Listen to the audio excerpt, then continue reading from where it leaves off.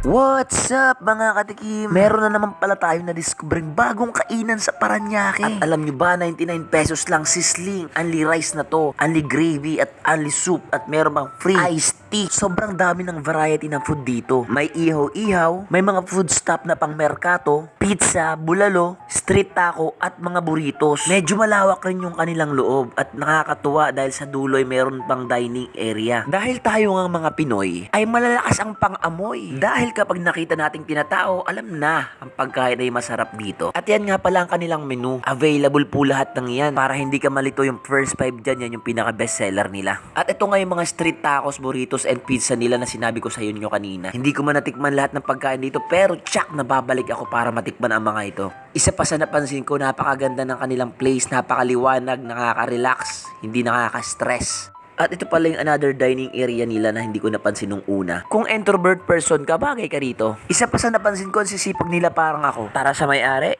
Apat po kami magkakapatid na may-ari. Chosyo. Ano po, 24 hours po siya bukas. Honey rice siya, tapos may 1 glass ice siya.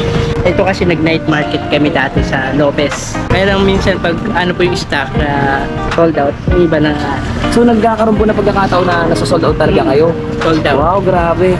Parang dinala nyo dito, parang anytime merong night market. Ito kasi ang open nito 4 hanggang 12.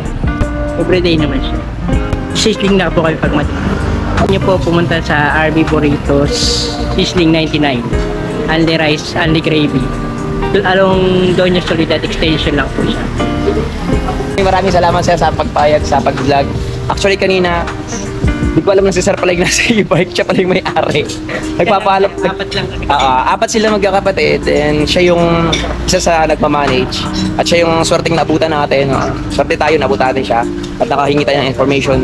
Ay mga katikim, mag-order din kami ng pagkain kasi matagal na namin gustong i-vlog ko ni Mrs. Kasi nakaka-curious talaga. Kasi sabi ko nga, ba't ang dami laging tao? Saka nung binibidyo ko yung pang night market yung datingan. Sir, ayan. Ano po, bulalo. May only rice naman po kami bulalo. Ito 99 guys, meron kayong only rice, may libre pang iced tea. Then, pag pupunta kayo dito guys, karamitan sa mga kumakain sa atin, anong kakainin natin? Ano yung bestseller nila? Yung first 5 parang sa basketball. Sisling yan po, pork chop, sisig, pork sisig, beef tapa, beef mushroom. Yun yung first 5 na bestseller nila dito. Kompleto sila, may mga sisling combo pa sila. Oo. Tsaka ano, para kang pumunta sa Mexicali kasi meron sila mga taco burrito, mga street taco. So, pag pumunta ka sa Makati, yung sa dating tinrabahunan, may mga taco ron. So, nakarelate ako kasi meron sila. Oo. Doon yung Soledad Station. Mas madaling tandaan siya sa, malapit siya sa Welcome papuntang Moonwalk. So, doon yan makakatikin niya. Arco ng Moonwalk doon yan. Pag galing ka naman sa SM, ito may kamay na. Pag galing kang SM Bikutan, dito yan. Dito. Kung kayo naman ay mahilig sa waste, ang landmark nila, i-type nyo lang Macro Paranaque. Siyempre, tapos na tayong mag-timber dito. O-order na tayo ng pagkain ng masarap.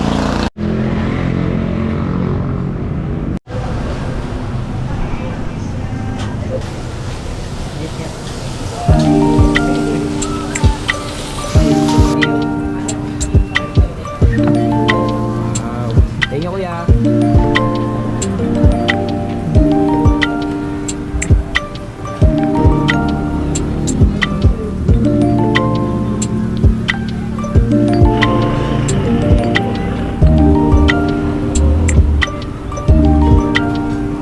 Only soup, only gravy.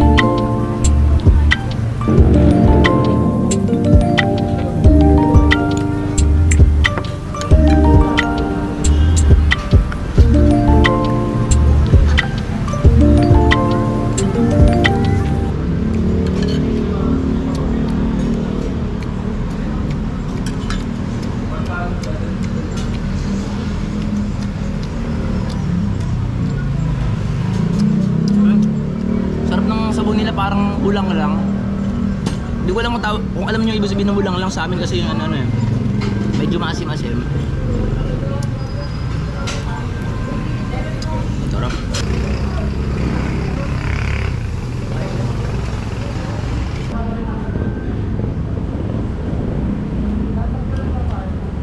Masarap mahal siya.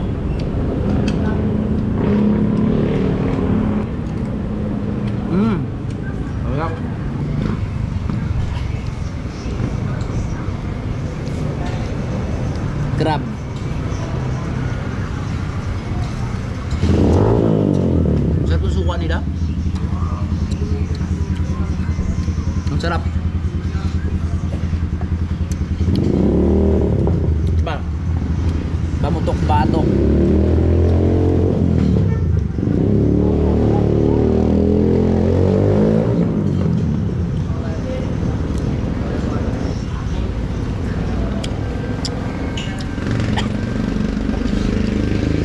Sarap. Sarap.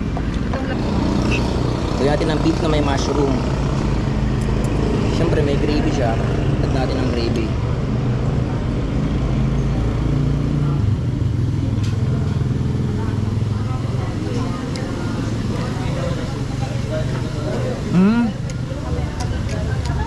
Sarap, mahal. Sarap. Kahit tayo mga katigim.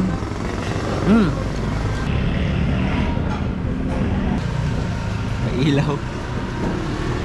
Wala kaming ring light pero diba perfect yung pagkakaano namin.